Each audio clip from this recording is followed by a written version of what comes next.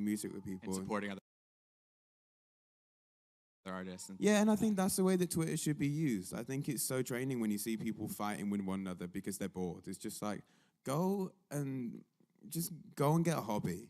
And I think if Twitter was used more for sharing music and being supportive to other artists instead of being like, my favorite's better than your favorite, it's like, can't everyone be... There's room for everyone. Of course, music's like a really, really big place. And especially with like all the streaming services at the moment, people can listen to as much music as they want.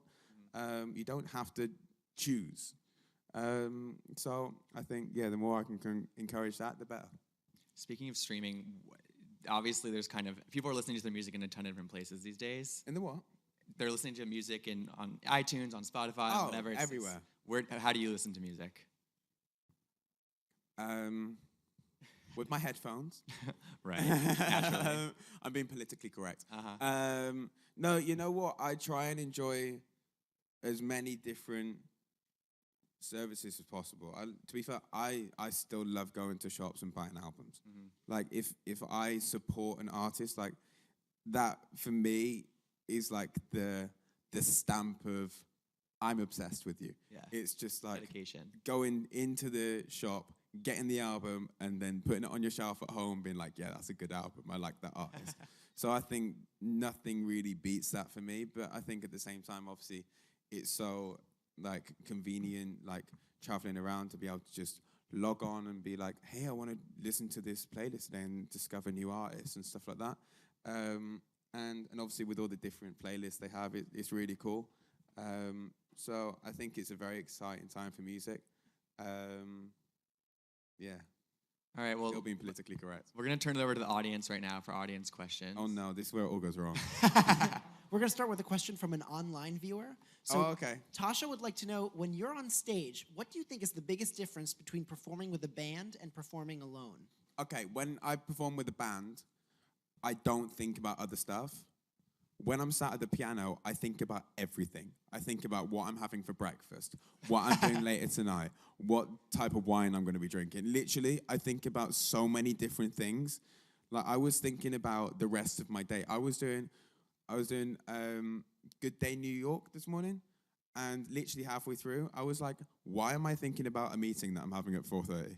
I was like, what's wrong with me? My mind really wanders. I was doing a gig in Newcastle. I did like a small run of shows to introduce people to my music in the UK, but just over, oh my God, that was a year ago. And halfway through Over and Over Again, I was like, what am I having for dinner tonight? And I was like, I really fancy fish and chips. And then all of a sudden I'm like, bang, wrong note. And I'm like, I don't know what to do. I don't know what to do here. I'm going to panic. I'm panicking. But now I've like learned to just control my fingers and think of what I'm having for dinner. So in some ways, there's more pressure on you as the solo. It's all on you, playing the piano. Yeah. Words. I thought you meant like a band, like the band I take around with me on tour. Okay, sorry. I'm confused. I'll answer that question again. So what I meant by that is like the band that I take around on tour, I go around with an 8-piece band, which showcases like the other side of the album that's not so stripped back. And that's what I mean by when I'm sat at the piano with my mom. Right. Going back to that question from Tasha. Memory. I think it's just very different. I think you're obviously singing a lot more. I think when you're in a band, you get very comfortable singing between like 5 or 6 notes because everyone's got a different range. Everyone sings different parts because it suits their voice. But now I'm singing over a good couple of octaves, so it's just like I'm using so much more of my voice, so I've got to be a lot more switched on, and I've got to concentrate a lot more vocally where I'm going. But I think as a vocalist, I'm a lot more advanced than what I was in the band anyway. Right. So it's being able to kind of figure out what's happening, and then if something goes wrong in the show, work your way around it and find out what's happening, find a solution while still doing the show and stuff like that. So it's like the show I did at the Gramercy, I was just trying to fight not passing out because I was so ill during that show. The doctor was like, you should cancel this show. And I was like, no. Now listen here. There is nothing on this planet that is going to stop me from doing my debut show in America. And the fact that it's sold out and there's people waiting for me to perform, that's not going to happen. So I was like, cool, right, let's do it. Like literally staggered to stage, nearly passed out before I went on stage. And I was like, okay, cool, let's go and do a show. Did the show, got off stage and like passed out. But it's I don't know, it's fun. Next question. How's it going? Thank you for being here. Hi. So one of your older songs, "We Own the Night," was remixed by the Chainsmokers, as you know. Yes. As an artist, what's your emotional response when another artist remixes your song? Do you see it as a compliment, them liking your song enough to try and make it their own, or do you see it as them trying to steal your thunder? It's a good question. No, it's an absolutely massive, massive compliment. I think, especially for me as a songwriter now, like, I love the fact that Cahill's done a remix to Over and Over Again, and Elefante's done an incredible remix to Over and Over Again, and then the remixes have gone on to top the Billboard Dance Club chart, which is just incredible. So I do think it's a massive compliment that people are willing and invested in your music to want to put their spin on it. But no, I don't think it's stealing your thing. If they like stole your song, did a whole new production, and then revocaled it and got someone else to do the vocal, then it'd be like,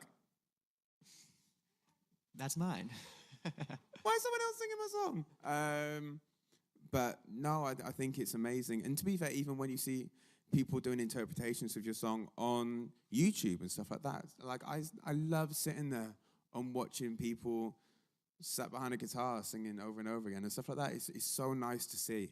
And it's so amazing that a song that you've written, it can be sung by so many different people in so many different ways. It's really touching. Next question. Hi. Which artist or producer would you like to work with next? I'm so sorry. I completely missed you. Sorry, what was that again? Which artist or producer would you like to work with next? Ooh, good question. I don't know. You know what? I've got to work with some really like incredible producers on this album. I got to work with Diane Warren, Babyface. Harmony Samuels is my executive producer on this album. I got to work with London Noise on Kiss Me Quick, which they are just the most incredible talent. And yeah, I think like I've been really, really lucky that I've got to work with some like really like a mixture of just knowledge and legendary status people, and like new and like almost like carefree people where they're just willing to try so many different things musically because it's so fresh. So I think I don't know. I'm kind of not answering your question, but I will do. Who am I going to say? Ideal producer. You know what? I'd love to write with Ryan Tedder. I'm a big Ryan Tedder fan. Ryan Tedder is a fantastic musician and just the most unbelievable songwriter. And I've got so much respect for him. So that would be a really, really cool writing session, I think. That would be amazing. Last question. Hi. Yo. I have two quick questions. One, when is the album coming out? Because those bops at Gramercy Theater were like, I loved the music. Like Thank you. I was crying, like amazing. And my second question is, how did you feel about all the positive feedback, like coming out as a solo artist, as in the band? Like, were you expecting like a lot of hate, or just like expecting people to accept you? I'm going to start with that one. Okay. I think there's been a mixture, actually. There's been people who's like, oh, I'm really happy he's doing his own thing. And then there's been other people who's been like, I don't want him to be happy unless he's in the band. Which is fine, because people really enjoyed the music that the bands were making. But then when we decided to take a break, I think people just expected me to crawl into a hole and not do anything with my life. Until one day we were like, oh, let's make music again. But I'm not like that. I'm a very proactive person. I love making music. I love writing music. I love performing. And the thought of stopping doing that was heartbreaking. So I think it's been really like heartwarming that people have been very responsive, and new people as well as old people. Like